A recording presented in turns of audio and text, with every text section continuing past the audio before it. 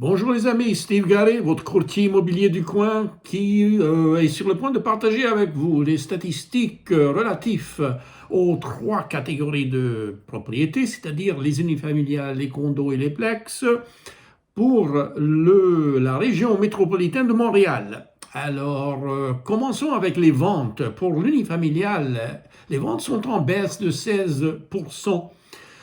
Ainsi que pour les condos, une baisse de moins 27% et les plex, une baisse de 38%.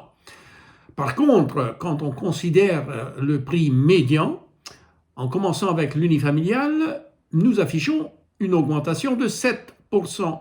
Pour les condos, une augmentation de 5% et pour les plex, une augmentation de 6%.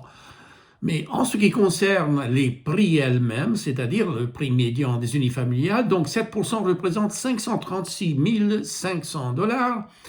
Pour les condos, l'augmentation de 5% représente 385 000 $. Et pour les plex, augmentation de 6% représente 721 250 $.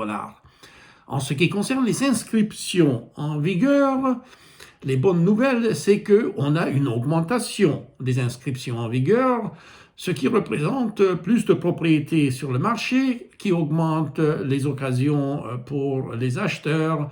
Alors pour les unifamiliales, 56% d'augmentation.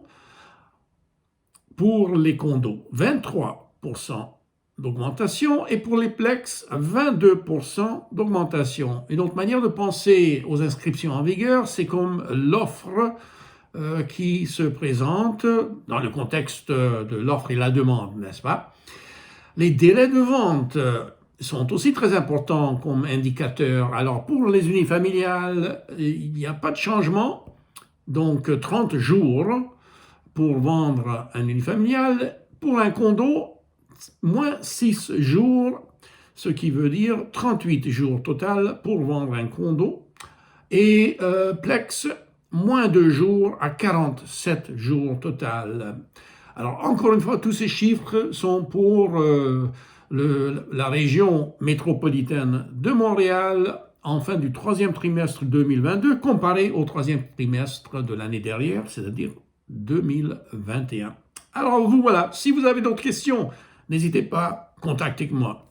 Et au plaisir, au plus tard, bye.